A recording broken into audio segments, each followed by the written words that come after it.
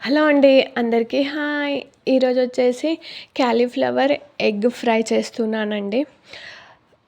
Curry వచ్చింది. Recipe అయితే చాలా బాగుంది. ఎలా ఉంది చూసేసేయండి. ఫస్ట్ క్యాలీఫ్లవర్ మొత్తాన్ని నీట్‌గా కట్ చేసుకొని పక్కన పెట్టేసుకున్నానండి. ఇంకా ఇలా మొత్తం కట్ చేసేసుకున్నాను. బౌల్ పెట్టుకొని అందులో వాటర్ పోసి కొంచెం పసుపు వేసి వాటర్ కొంచెం వేడయ్యాక అందులో ఒక 10 మినిట్స్ అలా క్యాలీఫ్లవర్‌ని ఫస్ట్ ఉడకబెట్టేసుకున్నాను.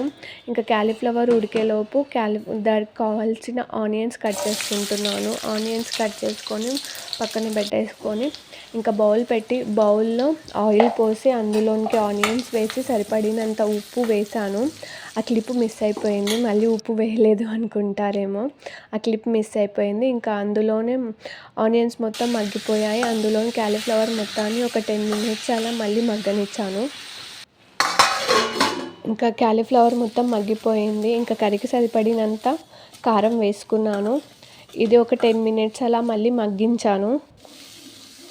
ఇంకా ఇది మొత్తం మగ్గిపోయింది. కర్రీకి సరిపడినంత ధనియా పౌడర్ వేసేసాను. ఇంకా ఆల్మోస్ట్ మొత్తం వేసేసాను. ఇంకా లాస్ట్‌లో ఎగ్ ఇలా యాడ్ చేస్తున్నాను. మొత్తం 3 ఎగ్స్ వేసానండి.